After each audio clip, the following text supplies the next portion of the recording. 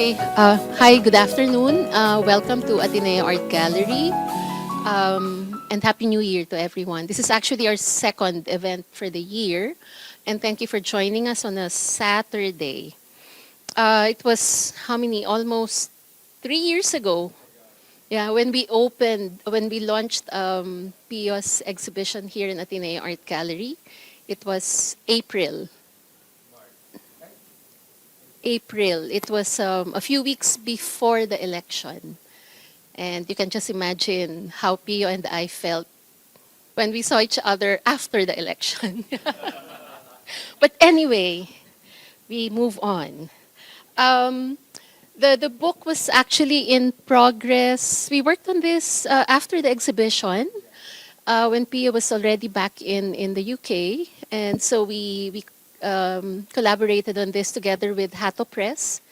Um, and it's one of the actually most effortless publications we've produced because most of the work were actually done in the UK. We really just coordinated with the other writers, which was not really that difficult. Um, yeah. But yeah, so this is the Philippine launch of the book, Fear of Freedom. Pio Bad, Fear of Freedom Makes Us Fear Ghosts. So to formally introduce our guest speakers for the day, it's really to formally launch, to mark the launch of the book. Of course, the featured artist, Pio Abad, who most of you actually know. I don't want to read the long description about his practice, but I think we'd like to congratulate him for being shortlisted as one of the four finalists in the Turner Prize last year, in the UK. And together with his wife and jewelry designer Frances Wadsworth Jones, are now starting a new role in life as parents to their daughter Teddy. Where's Teddy? I don't see her. Okay, she's being passed on. So to mark the official book launch, we have invited Smile Indias to a conversation with Pio. We didn't really know how connected she is to the Abad family. She told us that when she agreed, she said Pio is the only Abad sibling that she hasn't met. And so now it's their first time to meet in person. Okay, so to introduce, Smile Indias is currently the chair of Ateneo's Department of Fine Arts, where she teaches design theory and strategy. She graduated with a BFA in Information Design from Ateneo in 2010 and finished her MA in Social Design from the Maryland Institute College of Art in 2016, where she focused on human-centered design process and understanding police community relations in Baltimore City. She previously worked as creative director at the Presidential Communications Development and Strategic Planning Office of former President Benigno S. Aquino III. And that explains the connection, I think. No? Of course, even before in Ateneo. No? So we'd like to request Pio and Smile on stage. And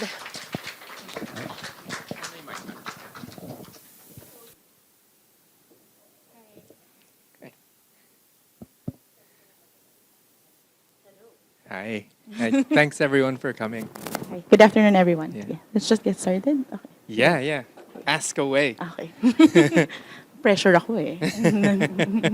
Parang Sige. Talkboy Abunda to. True, oo. Okay, so Pio, how have you been since 2022?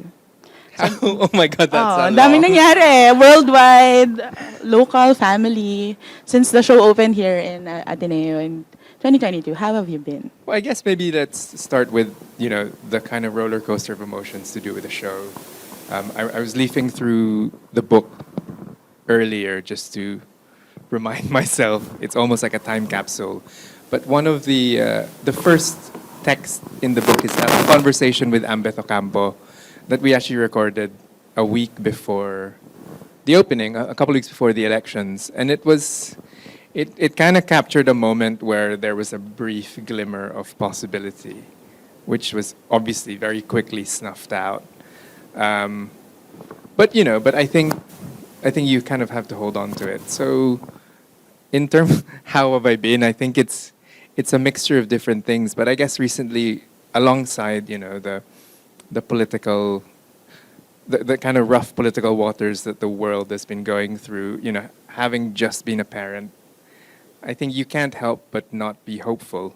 And so, as much as this book is a document of a time that, you know, that we kind of are desperately holding on to, it's also like a real act of hope to make sure that this book exists and to make sure that this book is disseminated.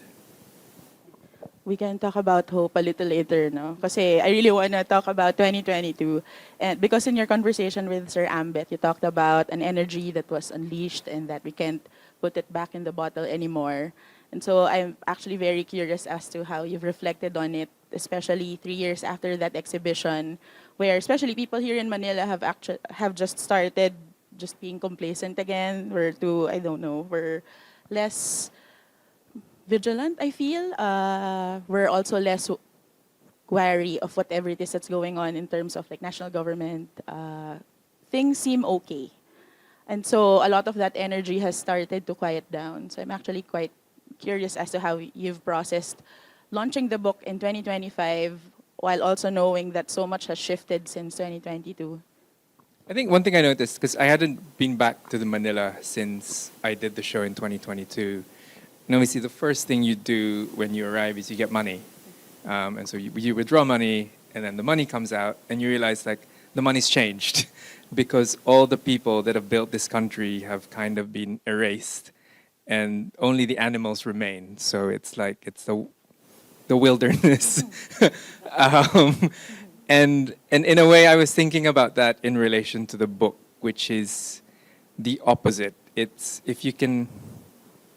If the act of erasure is the kind of overwhelming historical process happening in the country now, I really devote. The book was like it took 2 years to produce, but it's actually a record of a 14-year commitment to something, and it's really a commitment to against erasure.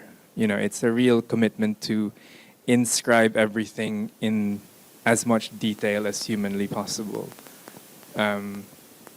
And so, yeah, I think it's been difficult, I think, for everyone, but at the same time, these things need to exist. And I was actually reflecting on, not just on 2022, actually, but when I first opened the first exhibition to do with Jane Ryan and William Saunders in 2014 at the Vargas Museum. So this book is a record of a 14-year body of work. But when I first started this project, so the show opened in 2014, but I actually started working on it in 2012, just after I graduated the Royal Academy.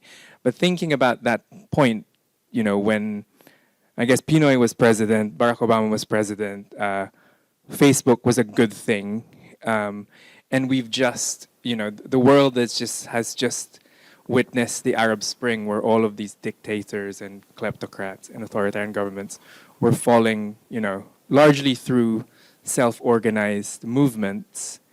And when I launched this project with that background, everyone was saying, why are you harping on about this? We've done it. It's over. Like, the Marcoses have been defeated. They're not going to come back again. And so thinking about what has happened from 2014 to 2022, I think maybe, I'm trying to articulate this, but if things can change that much for the worse, maybe 14 years looking forward, things can change. There are things that we can't imagine that could improve. I don't know if that's naive, but you got to hold on to something. Because history, society can move so quickly, can change so quickly that maybe I go back to hope, because you have to, I guess. think that's one of the things my friends and I cried about in 2022. So I was part of VP Lenny's campaign team, and we cried about the possibility of not seeing the change we were hoping to see in our lifetime. And so I'm curious to know what your feeling is about archiving things that seem affluent. You talked a bit about Facebook and how it used to be a good thing. And so when I think about Facebook and content consumption now, it's all about the glorification of the affluence. And the book and the exhibition is actually a lot about that. It's documenting the corruption, but in a very seductive way, as you would put it. So it's one of the things that was very apparent in 2022. A lot of disinformation happened. A lot of the promise of Italiano gold, for example, and so a lot of promise of affluence, and that has become aspirational, especially in the digital age. So I'm not sure if you've thought about how the book can help people think more critically about the affluence. It's not just the aspiration of acquiring these many things, but it's actually how can the book now then be a tool for people to reflect on what it really means to have this much wealth in this much scale. When we actually just skim through or just listen to people unbox their latest luxury items, for example, or expose their hauls. So that's how I try to think about the digital consumption these days vis-a-vis the catalog of the amassed wealth of the Marcoses. I think maybe as someone who was kind of born in '83, so existing between the analog and the digital, like I still love books, obviously, like I make them, but I think that's why it's so important for this book not just to exist digitally, but to exist as a physical document, because sometimes even just the act of leafing through something is so much more enlightening than the act of scrolling up and down. And I'm looking at my niece here, who should really, and I think that's what the book is ultimately. It's designed to echo a catalog, in fact, an auction catalog, because I think a lot of the kind of Marcos loot that I found, as I was researching, I actually gathered all of these through auction catalogs. So when the first Marcos regime collapsed, most of the silverware, the paintings were actually auctioned off by the revolutionary government with the help of Christie's, with the help of Sotheby's. And so the auction actually became this kind of document of collapse. And I think that's what I find interesting about auctions, particularly in relation to art in this country. It's how art is valued. It's how culture is given weight. You even like the only time you hear about like a Jose Rizal's sculpture these days or historical document it's when it's up for sale. But actually, auctions are also, they only ever happen. There's triple D's, they said. So it's debt, divorce, and death. Yeah, sorry.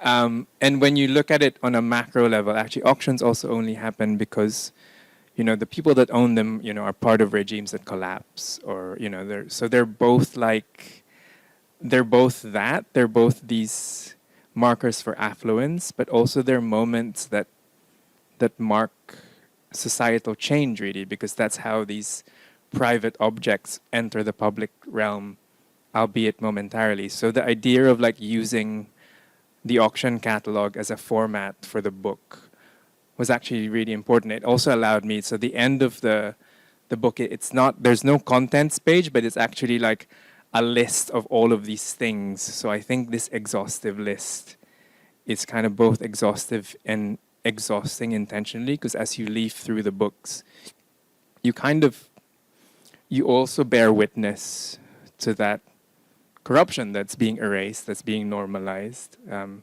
so the act of reading through the book is almost like an act of resisting precisely that, resisting this trivialization of affluence or making kind of corruption sexy, because it's not. And ask, how do you think people who are not necessarily artists, so people coming from different walks of life, how could they complement the book? So, or how could they complement the other audiences beyond the exhibition and beyond the because now people can look at the materials or the art, the pieces beyond a physical space. So how do you think other people can help bridge the critical thinking part? Because sometimes we just really breeze through things and look at them for what they are, but not really think about the historical or the ethical consequences that led to such wealth, for example.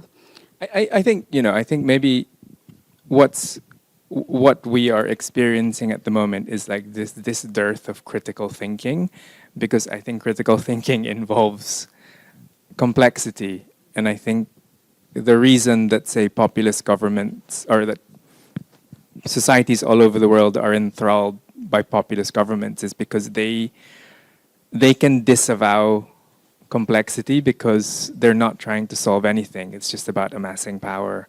And so the real challenge for everyone, not just in the art world really, is to how do you effectively tell stories while making sure that that complexity is intact? It's not easy, but I think so much of what we're going through kind of globally is really like a failure of storytelling. Like whether we like it or not, like they just told a more compelling story. Like Trump told a more compelling story. And so I think what we need to hone, I think as citizens really is how to tell better stories. And I'm hoping that, as an artist, I think one of the roles that I value the most is you bear witness to things, and that's why the work is seductive. That's why like the drawings are intricate. That's why the 3D printed jewels are really alluring, because at the end of the day, if you have to seduce people towards wanting to find out more, and I think that applies to not just art, but to kind of convincing people in general. So are you now thinking of better stories to tell now that, I don't know, politically, globally, things are, I don't know, more terrifying? Trump will be inaugurated on Monday. It's not necessarily peachy everywhere else in the world. So are there any upcoming works that you're thinking about now to capture all other things? I think one of the things that Ma'am Boots and I talked about when preparing for this conversation is how villains have become more complicated in today's context. So it's not just a matter of looking at the Marcoses and thinking, diba, martial law, it's a problem. It's really an atrocious period in history. Now, especially here in the Philippines, we don't know who the villains are anymore. They can come from anywhere. And so There are levels of villainy now, right? that's true.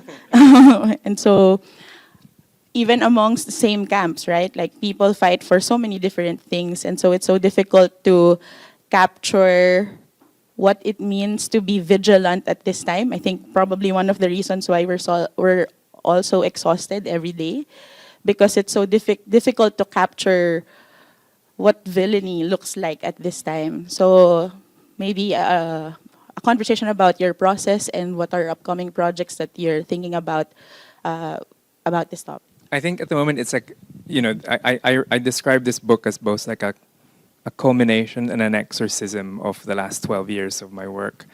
Because it not so much like, I think the history of the Marcoses really laid the foundations for how I understand politics or family or history. But I think one of the privileges I've had as an artist in the last couple of years is, is to be invited by all of these, museums, which are also complicated in themselves, but to be invited by all of these quote-unquote encyclopedic museums to really sift through their archives and find ways to make work using fragments of that history. So for the show I did at Tate Britain recently, the oldest artifact in that show was a print from 1692. So I think being able to work with a broader kind of temporal landscape, with a broader historical landscape really allows you to kind of understand how villainy fits in, and how revolutions are cyclical, or how Imelda Marcos is just a function of a larger conversation around how desire is shaped by colonialism. So I think for me that I'm zooming out a little bit for my own sanity as well, I think, and just thinking about this story as part of a larger constellation of stories. And so, yeah, at the moment, there's a lot of drawing in the studio. I've kind of purposefully said no to projects in 2025 so I can actually think and make. But yeah, so I think at the moment it's more thinking about this in relation to a larger canvas, because actually, the experience of the Philippines in the last, I'd say, 10 years is now being projected on a larger stage, because all of these things, you can argue that the Trump-Kamala thing was an expanded version of the Lenny BBM thing, or I read this article the other day talking about the origins of the term crony capitalism, which actually started here, and it's something that the U.S. is now about to overtly experience. So it's interesting to see the Philippines not in its own context, but almost like as almost a parable for where the world is going. That's depressing, isn't it? God. But no, but it's kind of helpful to think about these things, and to actually have the support of larger institutions like the British Museum or the Ashmolean to give me access to all of, like thousands and thousands of years of history, and to relate it to, the experience of growing up in the Philippines in the 80s to now. It weirdly keeps me sane and keeps me productive. So we'll go back to the book now. I'm actually very excited to understand the. Yes, so buy the book. But we'll ask questions about it first. So can you walk us through the process? I'm very curious why you chose yellow. But it is now destigmatized. It's now destigmatized. It used to be very terrifying to wear yellow in 2016. Now I see my students every day wear yellow, and I think it has lost a lot of its baggage. But can you walk us through the process of producing the book? Like I said, I think the book was always in the cards. Like I've always wanted a catalog, not just of the Ateneo show, but actually of the 12-year project in general. So it's something that I've been conscious about as I've been working on this show for the last this project for the last 12 years. But the book is designed by Hato, Studio Hato, who I've been collaborating with, from the very beginning. I think we started working 10 years ago when they were just a reso printing company in London, and now they've become like a publishing house.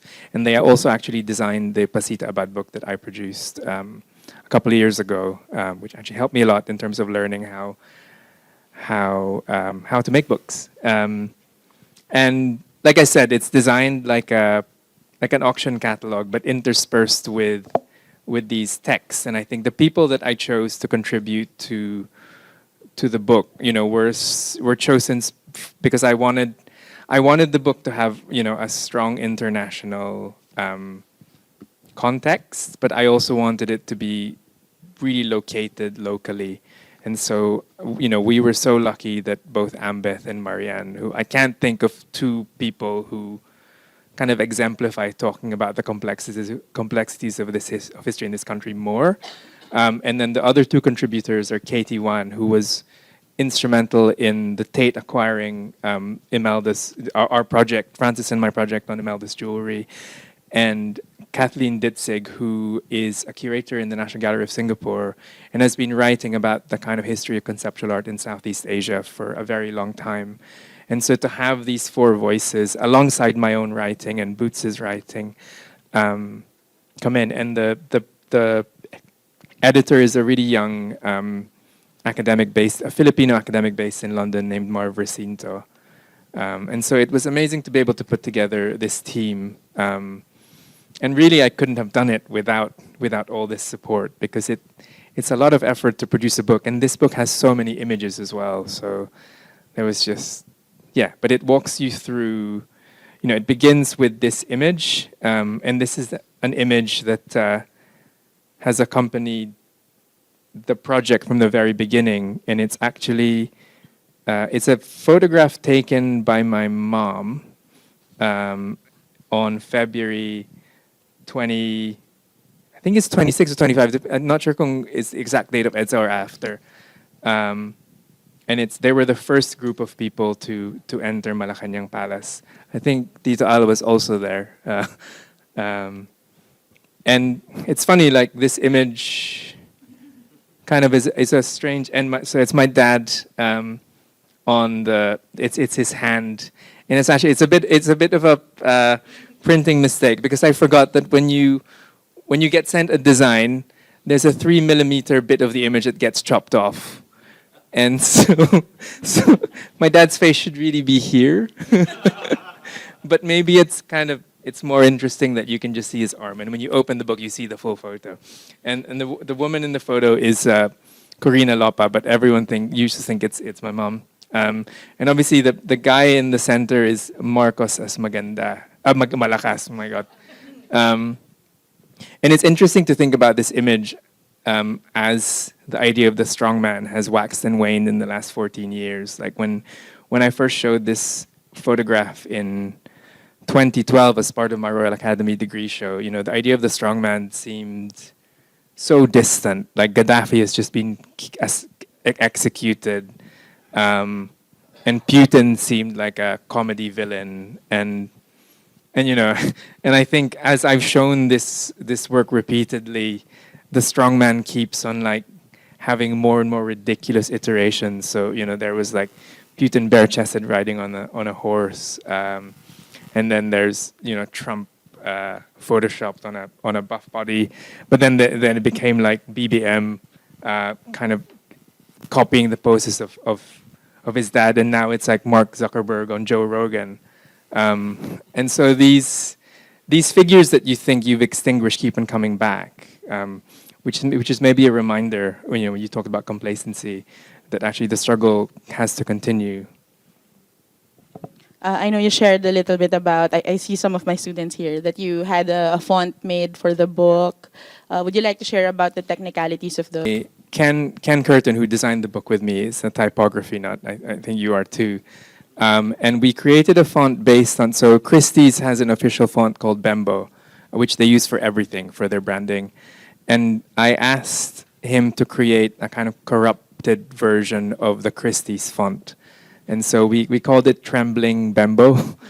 So it actually, if you go through the book, you see that it's kind of like, it looks like it's being haunted by a ghost, because the shapes kind of change and they kind of get corrupted by themselves almost. So I think every kind of aspect of the design has been kind of precisely chosen. Obviously, the yellow is not just a shade of yellow. It's actually the yellow that it's the same yellow that I have on a very rusty Cory badge that I had since I was a kid. So we kind of got that exact Pantone. It's such an evocative yellow, and so these things are very specific. Because I think, as for people who know my work, nothing is ever neutral. Everything is, even a color, even a font, is ideologically loaded. To my students in the room, please take note. Ayan. So I really want to go back to your point about hope. It's 2025. It's an election year in the Philippines.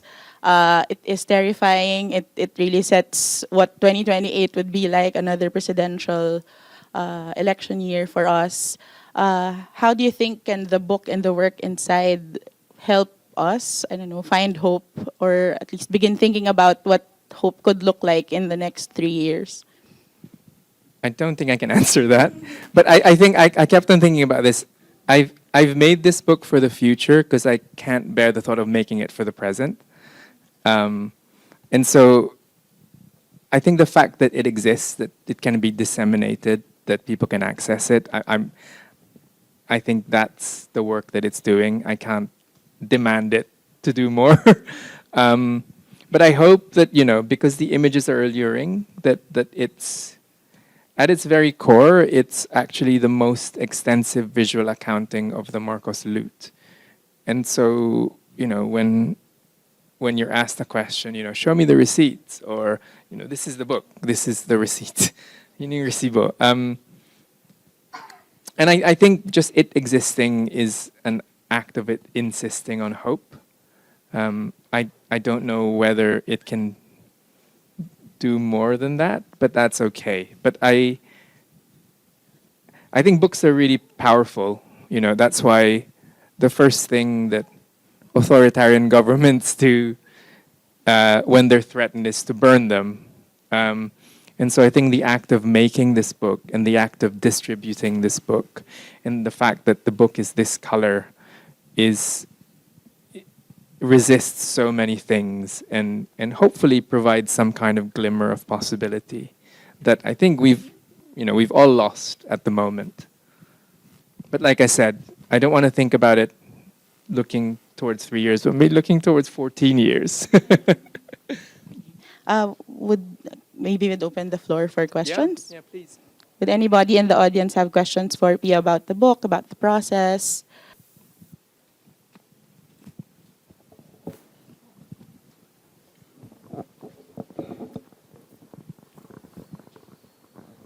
I haven't seen the book, so. Hello, yeah. I haven't seen the book, but haven't read the book. But I'm just curious about the title because, like, when I read "Fear of Freedom" one, it's a very strong statement. So I'm just trying to can you elaborate a little bit about the title itself? Oh yeah, we should have started there. No, so the title is also the title of the exhibition from 2022. And it's a quote from Paulo Freire's Pedagogy of the Oppressed, which was the main textbook that the social democratic activists were actually founded not far from this exact site. That was their Bible almost, as my dad, Tito Al, Tito Randy, they went around and, their political formation was really rooted in that book. And so I wanted, I think it's a really strong, fear of freedom makes us see ghosts, seems to exemplify, I think, so many of the anxieties contained in the project. Anxieties that have actually now been realized. These ghosts are not just ghosts, they have building high billboards on EDSA now. And so I wanted to pay tribute to the history of activism that shaped my work, that shaped my life, but then also, the fear of freedom seems to, I guess, eloquently contain the reason why we are in this situation, why the world is in this situation, really.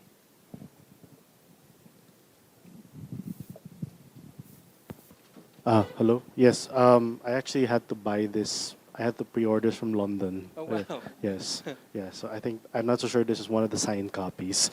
But when I was reading this book, when it came into Manila, my question was this? Is this what you say? You say this is like an exorcism of your work. What I saw it was like. Because you said because I was reading again the interview that you made with Ambeth, and you said that there was this possibility of hope and change, which was snuffed out. I read this about maybe about a few months ago, and then when it came out, would you say that maybe after what has been happening in the world since then, maybe it's not the end of the tunnel? Maybe this could be a sort of light at the end of the tunnel. Would you say that? Yeah, I think it. What I've learned from what I do is every time I think it's done, it never is. So yeah, definitely. I think the fact that we're launching it now, it is. It's an act of, as much as things have been snuffed out and things feel very dark at the moment, it is that. It's literally a beacon, like the yellow.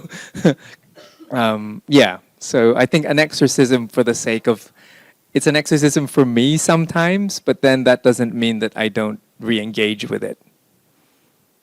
And I'm not committed to, continuing the ideas that I laid in this book.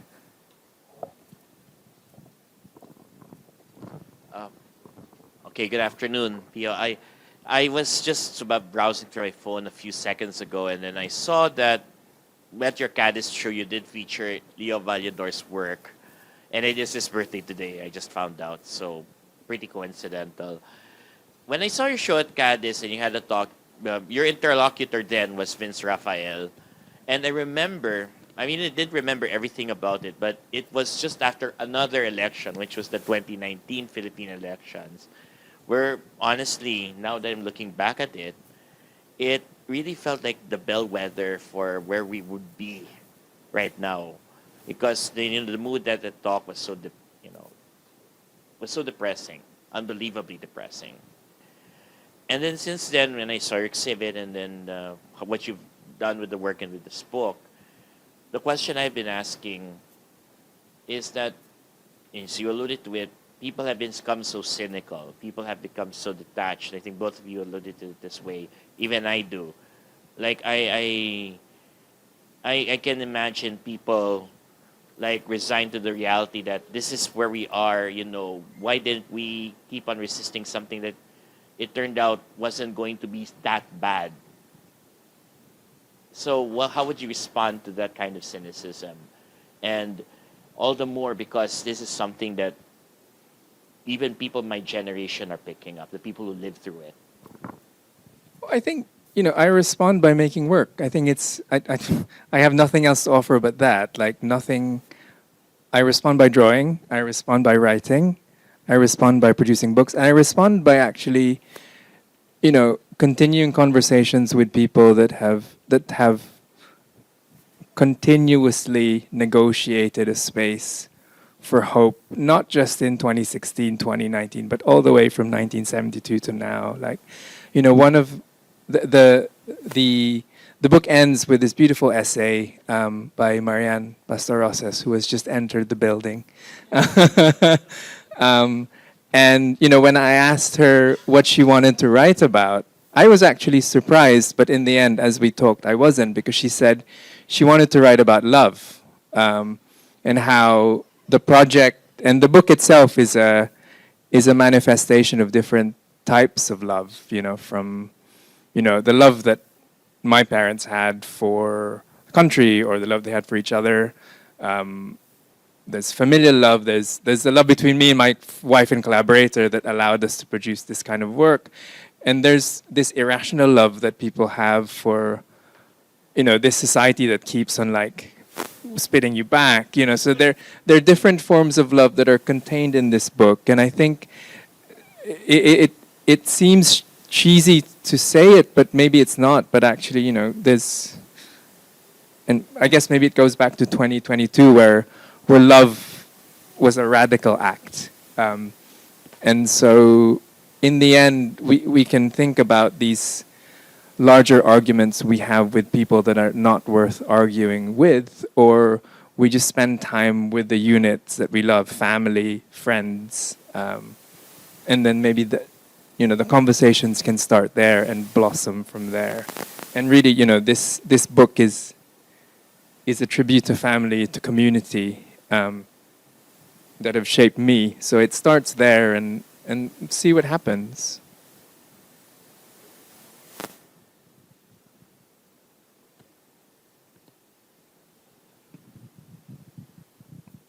There's a question in front.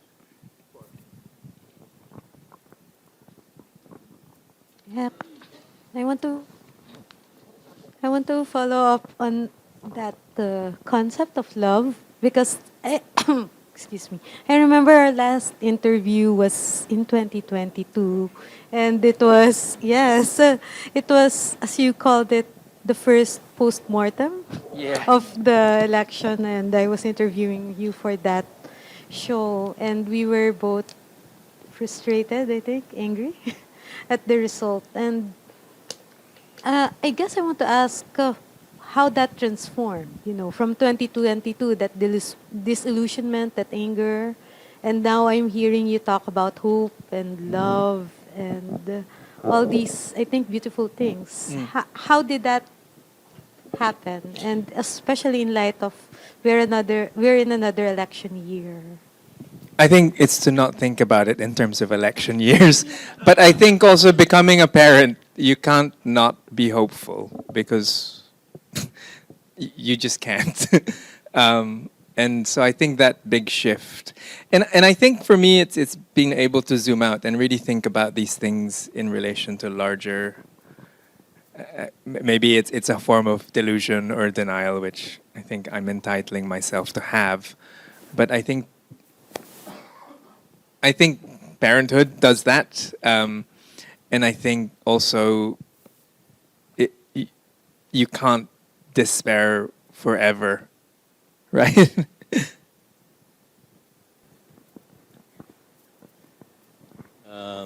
Yes. Thank you very much for your most enlightening dialogue. I'd like to bring up the issue of context. In other words, who's reading the book? Because actually, I was in New York, when the Philippine government collapsed here, and I saw these very paintings of Imelda Marcos and Ferdinand, and also how the objects in the townhouse were sequestered by the Philippine Commission on Good Government. For me, that was, of course, a reality. But one of the points raised within the book is that history was never properly taught in the Philippines. So if a young person, a young educated person, because you also need a certain level to be able to appreciate and understand this book, right? It's not something that somebody from the street could easily comprehend. So I just like to know, because you said you had hoped when you had this exhibition in 2022 that it might somehow have an effect on the election. So thinking back right now, how does one present this very book to different audiences? I think I'm not under any illusion that art isn't a rarefied space, but I think the fact that this book exists, I don't. It's not all on me to disseminate the history to every single demographic imaginable, right? But I think this book can offer some kind of guidance for people to tell stories in a different way. This can create an offshoot. One of the things that we did, say with the jewelry project, there are many different layers to how we disseminated that particular project that Francis and I worked on. So, the first iteration of it, which is the iteration that you see in museums and galleries, and that's traveled around the world within the context of the art world, is they're sculptures. So they're 3D printed sculptures that have been installed in these, exquisite spaces, beautiful. And so that's one. We also created an augmented reality version of it, which you can access on your phone, which is another way of accessing a different audience. And then the third thing we did, which is in collaboration with Green Papaya in Rojas, was we turned the drawings of this jewelry into coloring books for children and translated it in Tagalog. In fact, recently it was also translated in Portuguese for a different project. But to kind of create these different iterations of the project to speak with different audiences. This book, I'm aware, will not speak to all audiences, but it could hopefully engender all of these different permutations that others are more welcome to generate. Yeah, maybe one more. Okay. One question.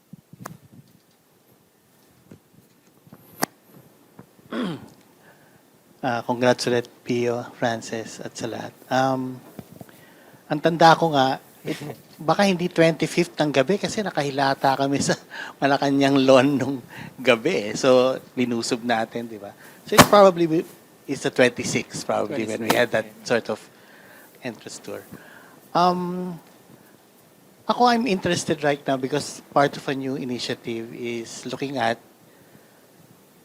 polarizations in society and divisions and divides.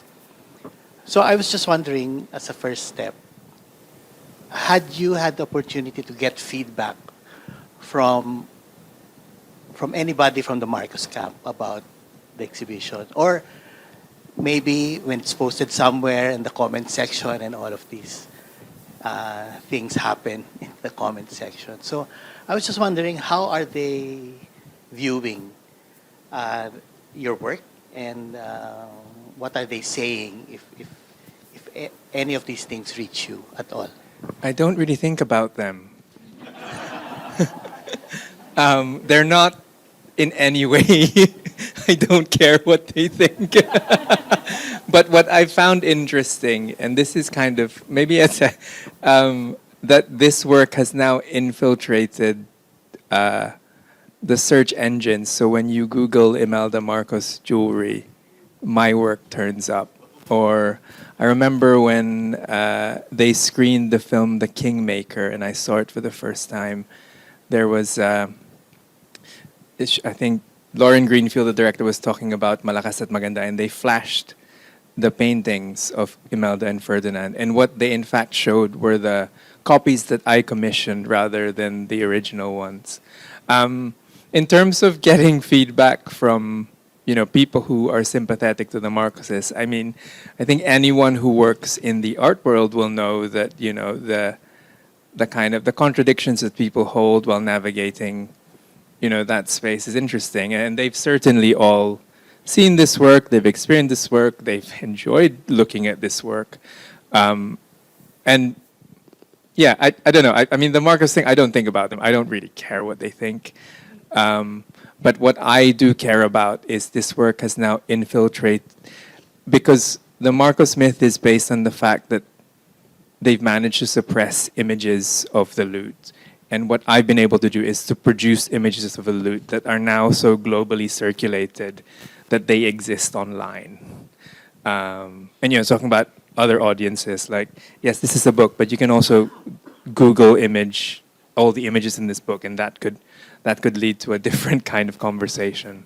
And so in terms of infiltrating spaces where these could be talked about, I think, one of the interesting things that I've experienced professionally is as the politics in this book has deteriorated, obviously my visibility in the art world internationally has increased.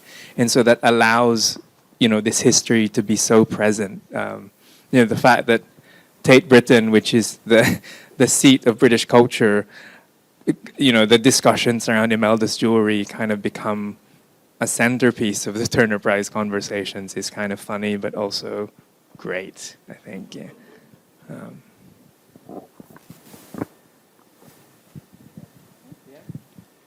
Maybe we'll wrap it up here.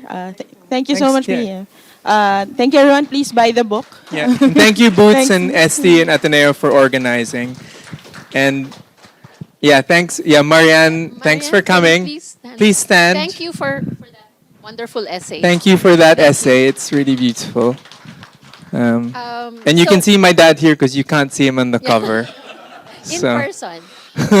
So we'll have a table set up here in front.